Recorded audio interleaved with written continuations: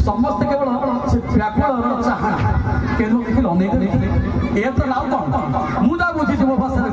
आपण मैंने बहुत माने भक्त लोग थे आप जानते मुझे बुझी मुझे ना कौन सी निवेदन मुझे ना कौन सी आगे छिड़ा केवल आखिर पलक चाहा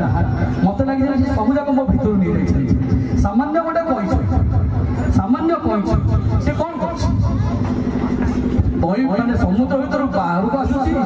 बाली से तार अंडा दौर पानी भितर चली जाऊँ प्रत्येक दिन कौन कर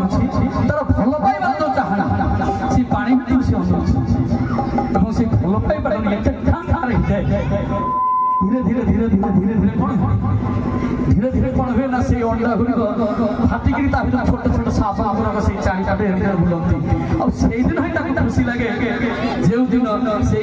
छोट छोट साप गुड़िक जो पानी भितर चल जाए से ही हूँ तार व्याकुलता तो आम मान से बोध से इच्छा जो